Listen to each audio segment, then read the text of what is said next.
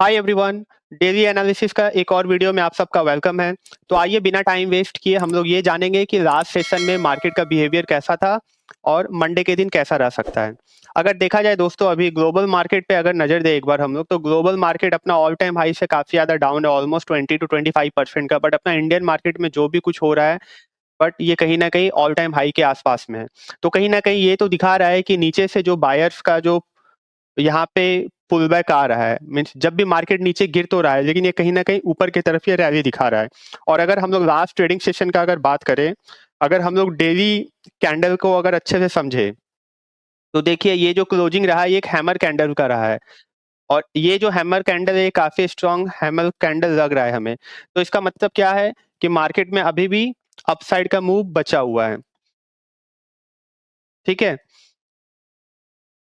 तो हम लोग देखते हैं कि लास्ट ट्रेडिंग सेशन में हुआ क्या। जैसा कि मैंने आपको बताया था कि आरबीआई का रेपो रेट कट का जो डिसीजन रहने वाला है वो अनचेंज ही रहने का ज्यादा चांस था, सेम वैसा ही हुआ।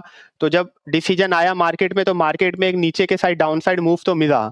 देखेंगे यहाँ से कंटिन्यू नीचे के साइड में डाउन साइड मूव मिला, ये क्विक मूव मिला।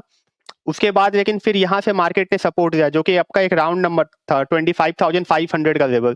यहाँ से मार्केट ने सपोर्ट दिया। और ईएम दोनों ईएमए जो मैं नॉर्मली आपको बताता हूँ कि 9 एंड 15 ईएमए, ये दोनों ईएमए का क्रॉस ओवर यहाँ पे देखने को मिला और मार्केट ने यहाँ से एक अपसाइड मूव दिया। फिर क्लोजिंग भी अगर मार्केट में देखे तो ये अपसाइड के तरफ ही हुआ है क्लोजिंग। यानी इसका मतलब क्या दिखा रहा है मार्केट, कि अभी मार्केट में स्ट्रांगनेस बचा हुआ है।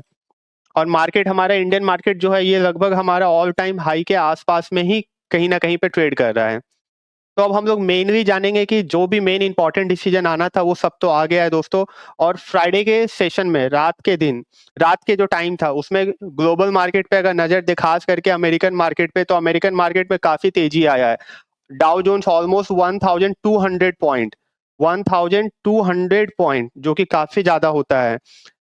लगभग 1200 पॉइंट का रैली के साथ में डाउ जोन्स बंद हुआ, यानी एक स्ट्रॉन्ग मूवमेंट तो दिखा रहा है। तो मंडे के दिन हमारा सबसे सिंपल सा सेटअप होना चाहिए। क्योंकि देखिए अगर हम लोग लास्ट 3 या 4 दिन का अगर चार्ट को अगर देखें, ये 15 मिनट का टाइम फ्रेम पे मैं चार्ट लगाया हूँ। ये जो लाइन मैं ड्रॉ किया 25,680 का जो लेवल है, ये एक स्ट्रॉन्ग रेजिस्टेंस है।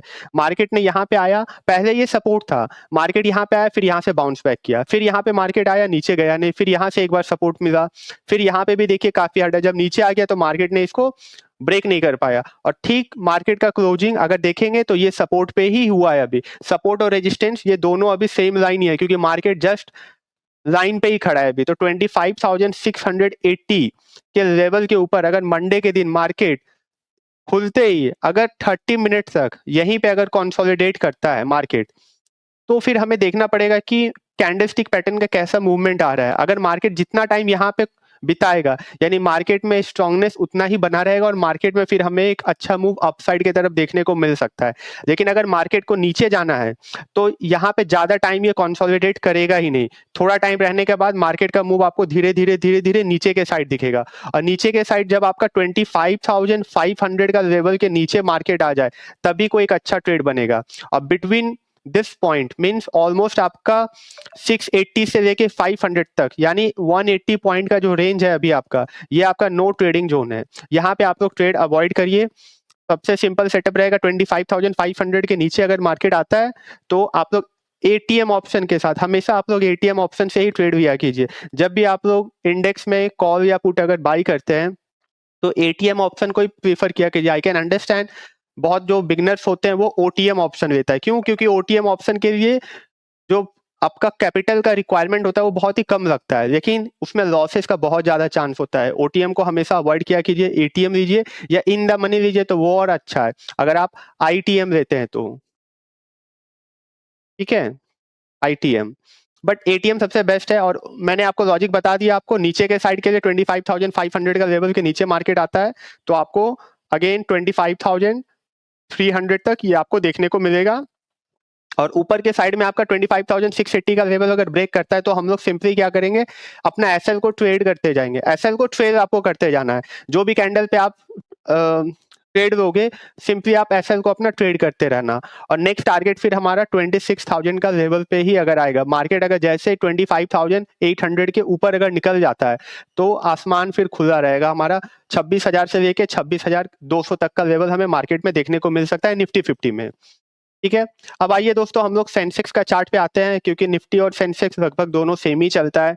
सेंसेक्स में भी वही मैं आपको बताऊंगा जो अभी लेवल पे सेंसेक्स खड़ा है।